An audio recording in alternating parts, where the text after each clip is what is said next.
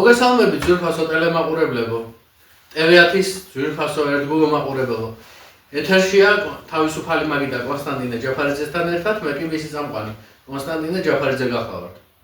დღეს ძალიან ერთობ საინტერესო სტუმარი გვეყოლება ჩვენს გადაცემაში TV10-ის სტუდიაში. დღეს ჩვენთან მოვიდა უნიჭერესი ახალგაზრდა ბატონი გოჩა ჭკადუა, რომელიც ერთობ მრავალმხრივი ნიჭით არის დაჯილდოებული და თუ რა ნიჭით, ამას მასთან ერთად გავაკოთ. ბატონო გოჩა, გთხოვთ. მოგესალმებით ბატონო კოტე. მოგესალმებით. გაბრძანეთ გთხოვთ. პირველში მადლობა სტუდიაში მოწვევისთვის. ასევე TV10-ის გენერალურ დირექტორს მივესალმები აქედან. მივესალმებით ალექსანდრე ტუღოს, რომელმაც მოგწვა შესაძლებლობა ნამდვილად და არის ესეთი კარგი ტელევიზია და კარგი სტაფით. რა თქმა უნდა. კი და ვუსურვებთ მათ და რა თქმა უნდა ჩვენს თავებსაც ძალიან დიდ წარმატებას და ბევრ ეთერს და ბევრ სტუმარს. კი და ბევრ განახლებულ ეთერებს და ძალიან თქმა უნდა რასაკვირველია დიდ პროგრამულ ბაზას. პირველ რიგში მოგესალმები და მადლობა რომ მოხვედით ჩვენს გადაცემაში. მადლობა თქვენ მოწვევისთვის, სტუდიაში მოწვევისთვის. მოდი ესეთ რამეს ერთ კითხვას დაგისმოთ. გისმენთ. რა იყო შენი ბავშვობის ყველაზე დიდი ოცნება? რა გინდოდა რომ აი ეს ჭყალებში გამოსულიყავ? ანუ როგორც ასეთი ჩემი ხობი იყო სიმღერა, მაგრამ რატომღაც მოვედი სხვადასხვა კუთხით და ავირჩიე ჟურნალისტიკა.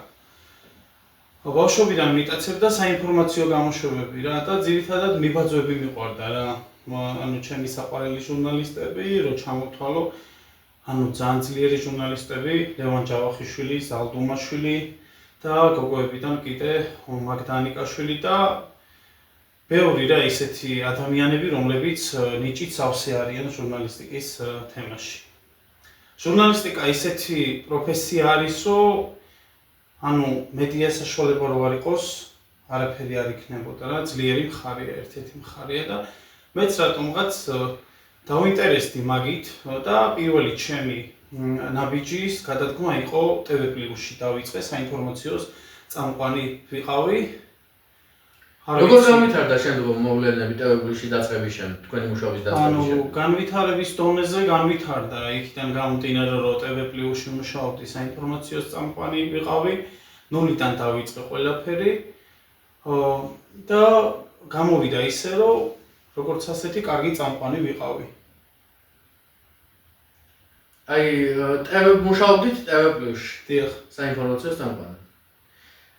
მანამდე კიდე ბავშვობიდან რატომღაც მეცადინაურდი, მიყვარდა წერა-კითხვა, ასევე ამ საკითხით რო ვიყავი დაინტერესებული ჟურნალისტიკით, ყოველთვის ვცდილობდი რომ ნიუს სისტემაში რაღაცნაირად გამოსვლოდა და მართლაც რომ გამომივიდა. თუ ქონდა რეიტინგი თქვენს საინფორმაციო გამოშვებაში? როგორ არა რეიტინგი ყოველთვის ქონდა ჩვენს ტელევიზიას. მე რაღაცა გარკვეული პერიოდის გამო წამოვედი რა. ამიტომ რომ რა იყო თქვენი წამოსვლის მიზეზი TV+-ში? წამოსვლის მიზეზი ის იყო რომ მე სხვა კუთხით წავედი სამუშაოდ და მაქედან გამომდინარე დავტოვე ტელევიზია და შემოვედი ისევე TV10-ის ორგანიზაციაში ახალგაზრდული თაობა გენერალურ დირექტორთან ალექსანდრე ტუღუშთან ერთად და მინდა რომ სამომავლოდ რაღაცა ჩემი გადაცემა რო წავიყვანო, უფრო საინფორმაციო კუთხით მინდა და ვნახოთ აბა რამდენად შედეგიანი იქნება სამომავლოდ. ვნახოთ. საინტერესო გისმენთ და საინტერესო კითხვა გამიშთა ბატონო გოჩა. გისმენთ. თუ თქვენი ჰობი იყო საინფორმაციო გადაცემის წაყვანა და ქონდა რეიტინგი მას ასე ვთქვათ. რატომ წამოხვედით? რატომ გადაწყვიტეთ რომ თქვენ უნდა დაგეტოვებინათ, თქვენ ახსენეთ რომ სხვა კუთხით წავედიო? რატომ გადაწყვიტეთ ჩამოშორებოდით ასე ვთქვათ საინფორმაციო გამოშვებას და ტელევიზიას და რატომ გადაწყვიტეთ წასულიყავით სხვა კუთხით, იმ ახალი კუთხით ასე ვთქვათ, სადაც არ იცოდით რა ხდება? სწორედ გამიგეთ რასაც გეტყვით. TV10-ის ორგანიზაციაში მინდოდა გადმოსვლა იქიდან გამომდინარე რომ ახალგაზრდული თაობა სულ სხვანაირი კუთხით და სხვა თემებით ვერთიანდებოდით და მაქედან გამომდინარე გადავწყვიტე რომ წარმოსულიყავი რა. არანაირი პრობლემა და არანაირი მიზეზი არ ყოფილა პირიქით ნულიდან დავიწყე მანდ რომ ვიყავი ტელევიზიაში, ნულიდან დავიწყე ტელევიზიაში ანუ როგორც ვთქვათ, ანუ წამოწყება რა, ნულიდან დავიწყე რა და მივაღწია იმდენს რომ დღემდე მიყვარს ჩემი საქმიანობა და არ მინდა რომ მივატოვო ეგ საქმიანობა და სამომავლოდ რომელი ტელევიზიაც არ იქნება, გადავდგა ისევე ჩემი გზა და ჩემი ნაბიჯი და სამომავლოდ კიდე მაგ სფეროთი და მაგ განხრით საინფორმაციო წამყვანი ვიყო. აქვე მინდა აღნიშნო რომ თავისუფალი მაგიდა ეს გადაცემა TV10-ის გარდა გავა ჩემს საკუთარ ტელევიზიაზე ტელეკომპანია შვიდზე. კი ბატონო.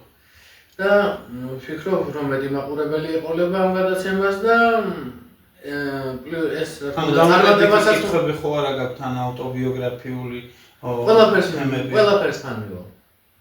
კი ბატონო. თქვენ ძალიან კარგად ღერით. კი ბატონო. ამაზე რომ მოგუყვეთ თუ შეიძლება 2-20. ანუ ბავშვობიდან სულ მისდავდა და ჩემი ჰობი იყო რომ ანუ მემღერა და რა ვიცი ანუ ჩემს სამეთესაოში და საგვარეულოში ყველა მომღერლები არიან და ყველას კარგი ხმა ჰქონდა და ანუ ყველა კარგად მომღეროდა და ანუ ერთ-ერთი ჩემი ძმაც ლევან ჭყადუაც ძალიან კარგად მომღერის, არაჩვეულებრივი ხმის მე პატრონია და აქედან გამომდინარე სულ ეს ნიჭი მოგდგამდა ჩვენ რომ გვემღერა სულ რა ძირითადად ხალხური სიმღერებით ვართ ესე ასე თქვა თქვენში ნიჭი არის ეს რასაც ქვია ის სიმღერის რა თქმა უნდა კი ნიჭი კი რა თქმა უნდა თქვენ გაქვთ ასე თქვა მაყურებელს შევთავაზებთ რა თქმა უნდა თქვენს სიმღერას კლიპთან ერთად კი ბატონო და ვფიქრობ ის იამონებენ და რა თქმა უნდა ეს კლიპი ამ გადაცემის დასრულების შემდეგ გავა რა თქმა უნდა გადაცემის დასრულების შემდეგ გავა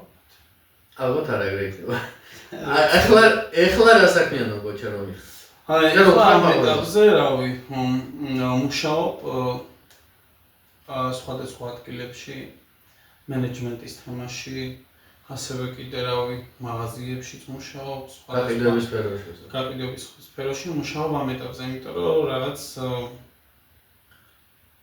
სწორედ გამიგეთ და ესე ჩავთვალე სწორად ჯერჯერობით ამ ეტაპზე ეგრე საჭირო რა და ვფიქრობ სწორი გადაწყვეტილება მიიღეთ რა თქმა უნდა ჯერჯერობით კი იმიტომ რომ ოჯახია და ოჯახში ერთად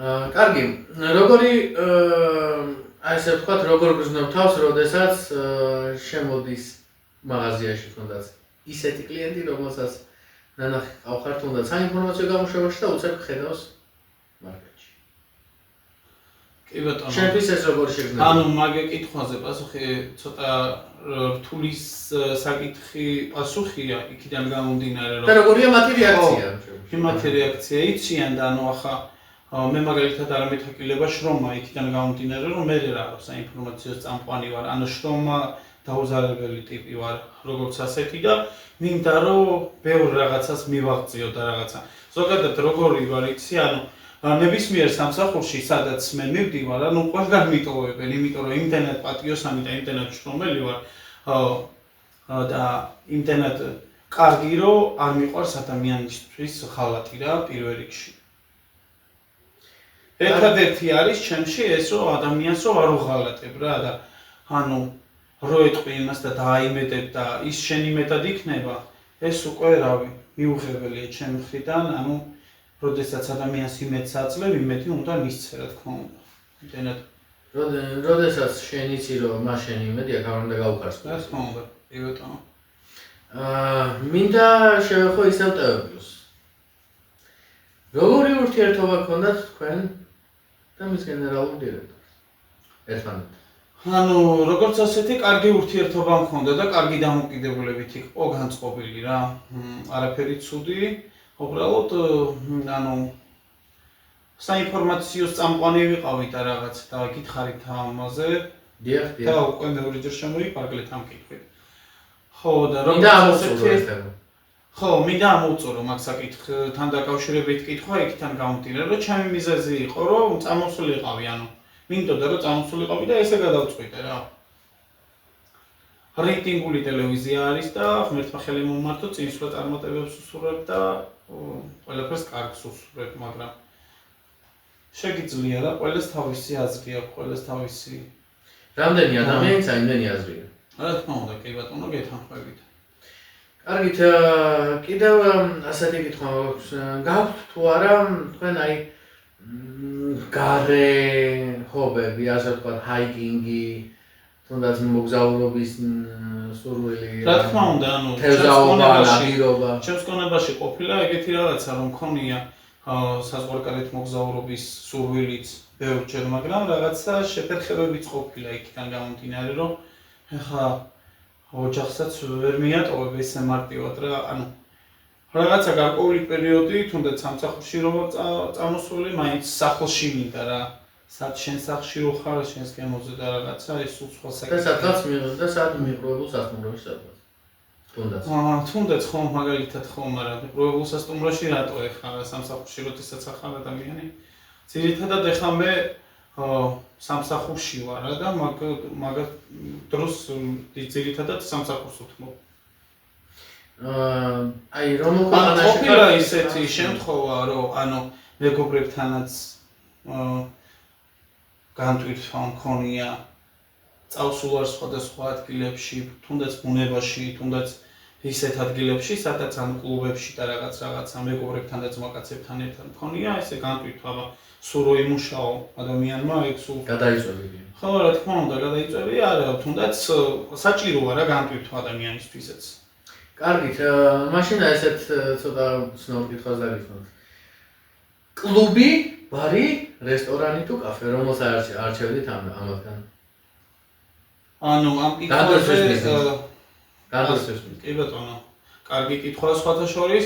ანუ განტვირთვის მიზნით, როდესაც ცოტა შეხურებული ხარ და ნასვამი ხარ და მეგობრებთან ერთად ხარ, და მაგ შემთხვევაში კლუბი ასწორებს უფრო. მაგრამ როდესაც ანუ რაღაცა თემით ხარ შემოფარგლებული და სერიოზულ თემასთან დაკავშირებით გაქვს რაღაცა საუბარი. თუნდაც სამსახურებრივი. მაგ შემთხვევაში შეიძლება რესტორანში ან კაფეში დაჭდე, ისაუბრო იმ საკითხებთან დაკავშირებით, რომელიც მნიშვნელოვანია. და ეს რა თქმა უნდა, ეხლა მნიშვნელოვანი თემები კლუბში არ განიხილება და ვერ განიხილავ მაგ თემებს და საკითხებს რა. თუნდაც ტელევიზიის საკითხები, თუნდაც სხვა საკითხები და თუნდაც ფინანსური, თუნდაც ბიზნესმენი. რა თქმა უნდა, კი ბატონო. კარგი, ქვეყნის გარეთ თუ ყოფილ ხარ. გასული. ანუ და რა შეიძლება საქართველოსთან რომ გადიხარ უკვე, აი თუნდაც ერთი კვირით და იგრძნობა თუ არა მონათრება საქართველოს. რა თქმა უნდა, ეგეთი მომენტი არ მქონია, მაგრამ ჩემს გონებაში ისეთი რაღაცაზის, რომ ანუ ქვეყნის გარეთ რო გავიდე, ჩემს საქართველოს, ჩემს სამშობლოს, საქართველოს მაინც არაფერი არ მირჩევნია. მე ვარ ქართველი და მაშასადამე მე ვარ მაინც ქართველი. რა თქმა უნდა. მე ვარ ქართველი ყოველგვარი მაშასადამეს გარეშე. კი ბატონო.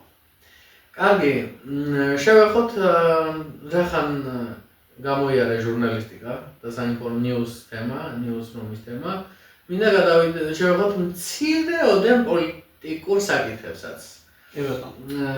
ასე ვთქვათ. მაგრამ სასურველია ახლა პოლიტიკურ საკითხებთან დაკავშირებით მართლა მაინც რო არ ვისაუბრო. არა, ვიცი როგორც ამბობ ჩემო გოჩა, მაგრამ აი ამ თემას აუცილებლად უნდა შევეხო, იმიტომ რომ სამშაბათს ყავს სტომარი, დღეს არის შაბათი.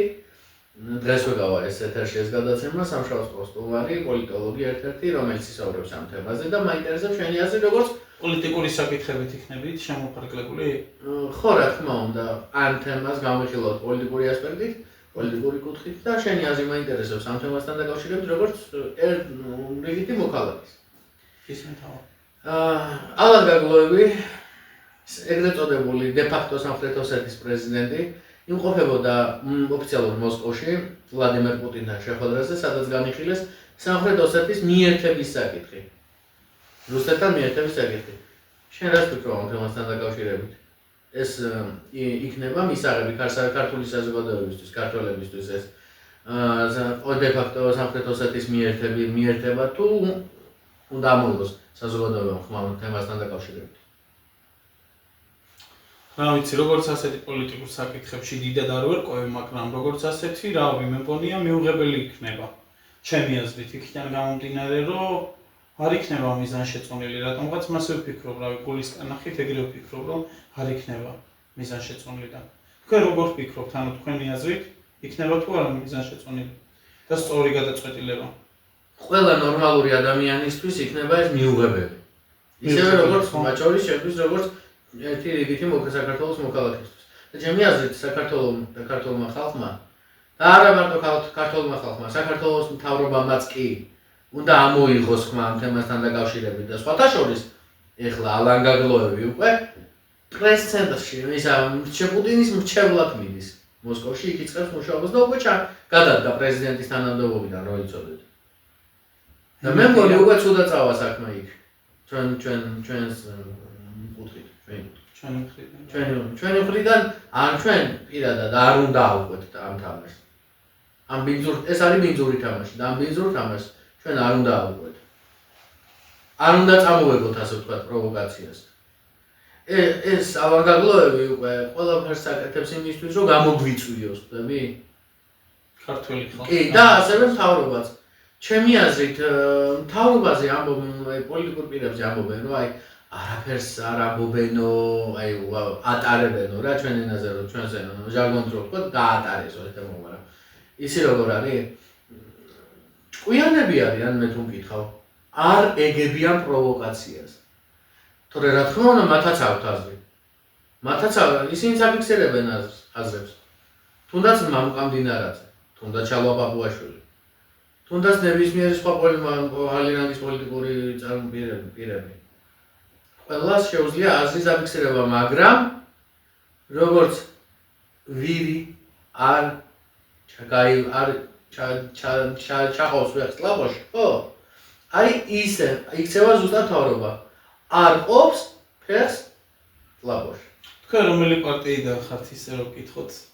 მე არც ერთი პარტიიდან არა ვარ, მე ვარ ერთი საქართველოს ჩვეულებრივი მოქალაქე, რომელსაც აქვს საკუთარი აზრი და ამაზეც ყველგან და ყოველთვის დააფიქსირებს. ცოტა ისე ახლა მაყურებელს ანუ შენი ხმა შენ გეკუთვნის და ახლა ისედაც არ მეტყოდი მაგ პასუხს. ხო, მაგრამ ეგ არაფერში ახლა ხალხი არის რა თქმა უნდა შახმატისტი. ზოგი დამაბრალებს, ქოცი ხარო, ზოგი დამაბრალებს, ნაცი ხარო, ზოგი ლეიბორისტიო, ზოგი დროაო, ზოგი ისე არ მაინტერესებს. ვისაც გინდათ, რაც გინდათ ის გეგონოთ, მე საკუთარი აზრი მაქვს და ვფიქრობ, რომ მთავრობა ჩემი აზრით სწორად იქცევა, რომ პროვოკაციას არ ყოფა. ისი რატო? იმიტომ რომ ხო გაგიგია სიზულვილით ვერ დაამარცხებ. რა თქმა უნდა, ეგ ეგრეა. და სიბოროტეს ვერ დაამარცხებ სიბოროტით. ყველას უნდა გავახსენდეს ის ანდაზა, რომ ენადგილად მოგვარია. კოტე ხო არ გადავიდეთ, ანუ შემდეგ საკითხზე, ანუ ჩემთან თემაში თუ რამე კითხვა. კი, იმიტომ რომ მეც გამოვედი დროებით რესპონდენტის როლში რა. კი ბატონო.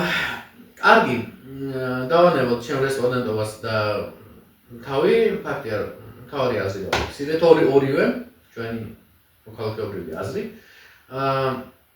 თანახმა ხართ თუ არა TV10-მა გააკეთოს ქუჩის გამოკითხვები. რა თქმა უნდა, და რა თემაზე ისურვოთ ქუჩის გამოკითხვები? ანუ თუნდაც სოციალურ საკითხებზე, თუნდაც ისეთ ადგილებში რომ მიხვიდეთ, სადაც ანუ ლამაზი ბუნება არის, გარემო, ბევრი რაღაცა შეიძლება რა, ბევრი რაღაცის გაკეთება შეიძლება რა.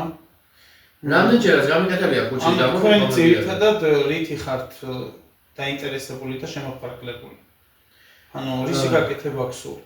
როგორც მე პირადად მინდა სხვადასხვა თემებზე გაკეთება ქუჩის გამოკითხვების, როგორიც არის საგანმანათლებლო კუთხე, სამეცნიერო კუთხე, კულტურა, პოლიტიკა. ერთ-ერთი გამოკითხვა ვნახეთ თქვენი ანუ TV10-ზე, საგანმანათლებლო კუთხით იყო ეს გამოკითხვები და რაღაცა და მივესალმები მთავრობის გადაწყვეტილებასაც იმ მხრივ რომ ანუ სკოლაში მართლა ბავშვებს არ უნდა ქონდეთ ტელეფონები, თითოეულს მაგათ უნდა ქონდეთ ჩამორთმეული მივესალმები იმას, რომ უნიფორმა უნდა იყოს პირველი კლასიდან მე-6 კლასამდე და როგორც ասეთი ძალიან კარგი გადაწყვეტილება არის ეგა. იმიტომ რომ რა არის აი ხა სიმხაზე 12-ის მოშენო ტელეფონზე გაკვეთილი. ისიც ეყოფა ახლა სახში რომ მივა გაკვეთილებს ისწავლის და რაღაცა, მერე ტელეფონს ისედაც გამოიყენებს და რაღაცა, მაგრამ არასასურველია და არ არის მიზანშეწონილი, რომ როდესაც ბავშვი სკოლაში მიდის, იმას რომ ტელეფონიც თან კონდეს. თან ისეთი რაღაცა ცუდი რაღაცებიც არის, რომ ანუ თვითონ ახლა რატომ უნდა კონდეს ახლა მაგალითად პირველ კლასელს ტელეფონი სკოლაში. ჩემი აზრით, როცა მშობელმა უნდა დააყენოს ტელეფონზე მშობლის კონტროლი, რასაც ქვია. Family control, რასაც ქვია და ის უნდა ბავშვის ტელეფონი ყოველთვის უნდა შემოწმებული იქნას მშობლის მიერ, ჩემი აზრით. და მოგეხსენება გოჩა გადავუხიოთ თუ მცირეოდენ ინდროიდ თემას და მოგეხსენება რომ Facebook-ზე მომრავლდნენ Facebook fake მათხოვრები, ასე ვთქვათ, Facebook მათხოვრები. და თუ ქონია შენ შემთხვევა რომ fake profils მოუწერია შენთვის მაგალითად რომ აი ჩამირიცხე 10 ლარი და გავიხდი, ჩამირიცხე 20 ლარი და შიშო ვიდეოს განახებდა რაღაცა ყოფილა მსგავსი შემთხვევა შენს პირად Facebook სივრცეში ეს.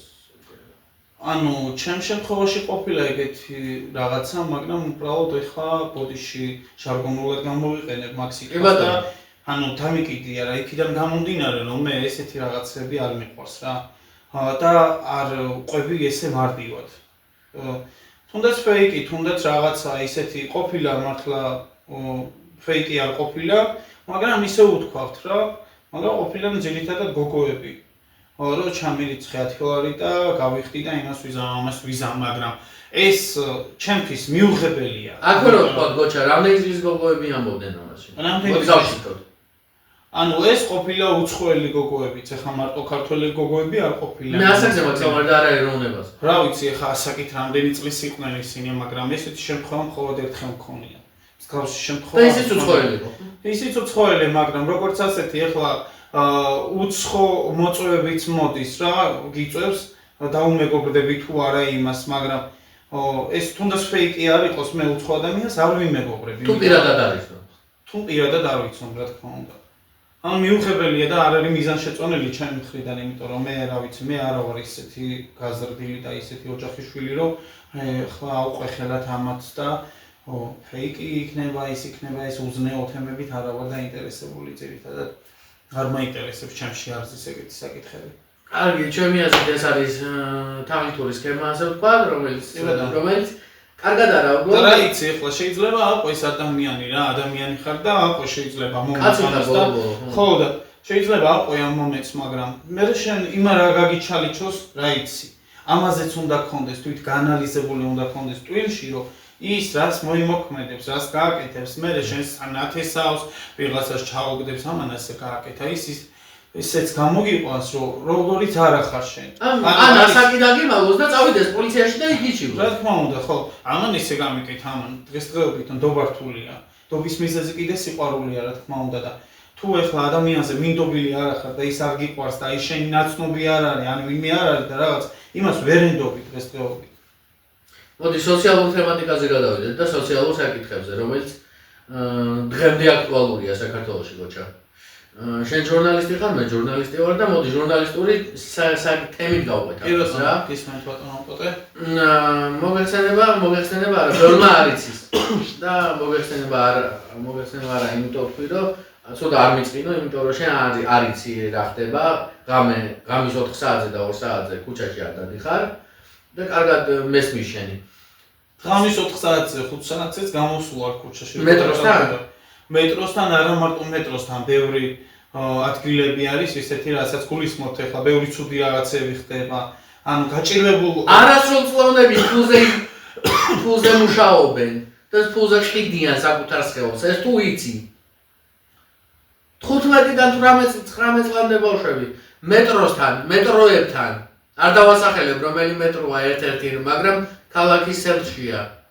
ორია, მაგრამ ვერ გავარკვევთ რომელი არ ვთქვი და იმიტომ. მუშაობენ დილის 4 საათიდან, ღამის 4 საათიდან სანამ მეტრო გაიხსნება, ანუ 6 საათამდე დილის. მამაკაცებთან შედიან კონტაქტში იმის გამო, რომ ფული გააკეთონ და სხეული გაყიდონ.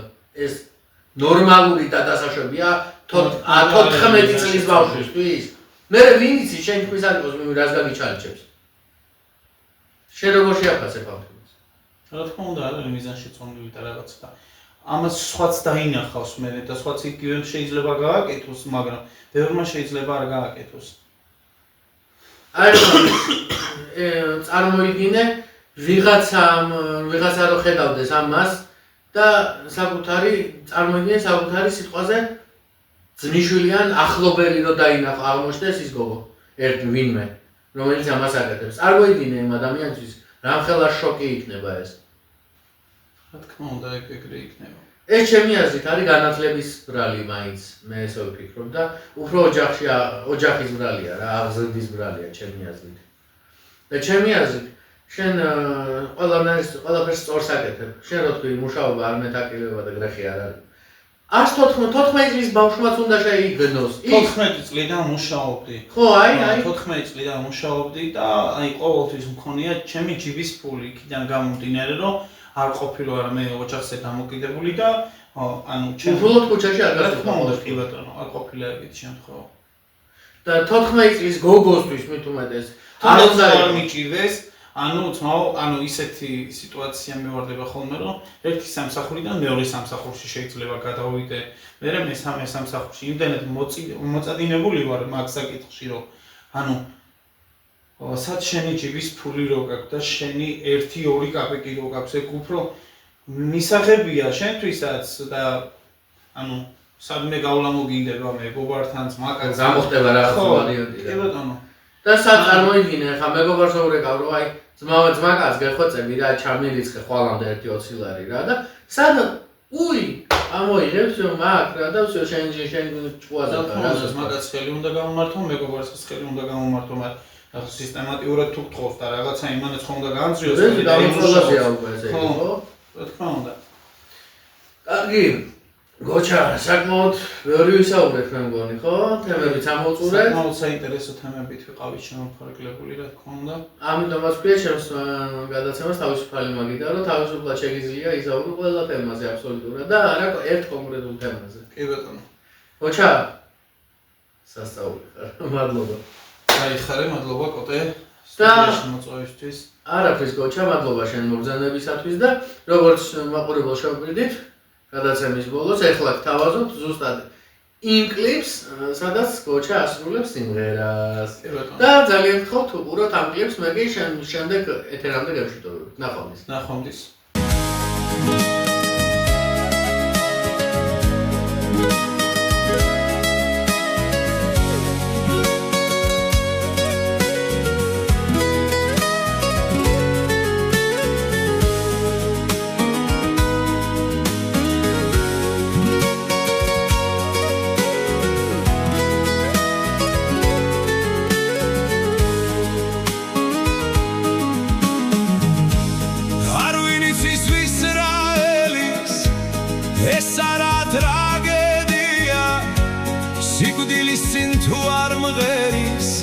Mashis gediragedia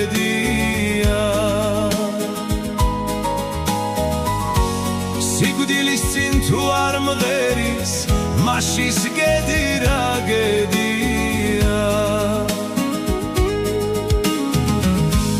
Mashis chitirachidia Tu argalops garidebit Es kwegana sachitea Moprindebi gaprindebi Es kwegana sachitea Moprindebi gaprindebi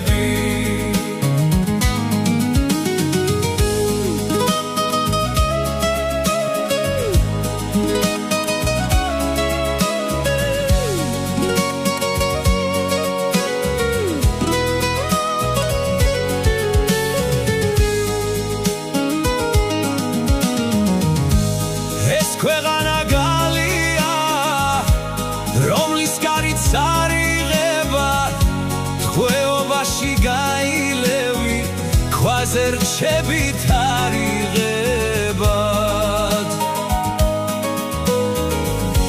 Tqueo bashigai levi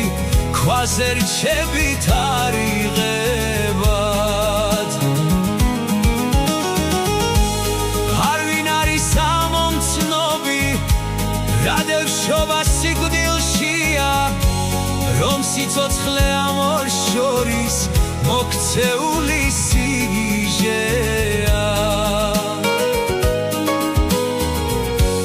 რომ სიცოცხლე ამორ შორის მოქცეული სიგიჟეა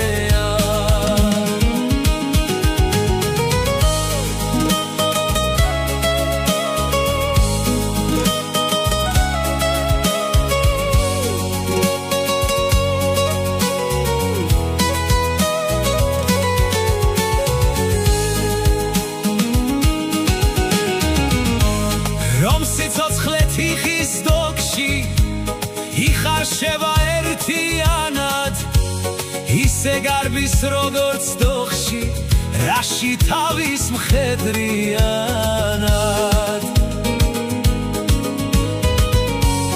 ისე გარბის როგორც დოხში რაში თავის მხედრიანად იმგვარ აქცემს როგორც ქეში ქარი დაცხებს თხებს სახრეს ჯერ გაგმართავს თითქოს ხრებში მერე წელში გადაგამსხვრევს ჯერ გაგმართავს თითქოს ხრებში მერე წელში გადაგამსხვრევს არ ვინიცის ვისრაელის მეც ამ სოფელს ხავარ მძევლად მას ჩამკიდე დღეო ხელი ღამეების დასაძლევად მას ჩამკიდე დღეო ხელი ღამეების დასაძლევად მას დავიდე დღეო გვერდით ნაბიჯამდე ნაბიჯიდან რომ სიცოცხლის ალავერდი თქვა სიკვდილის კარიბჭიდან რომ სიცოცხლის ალავერდი თქვა სიკვდილის კარიბჭიდან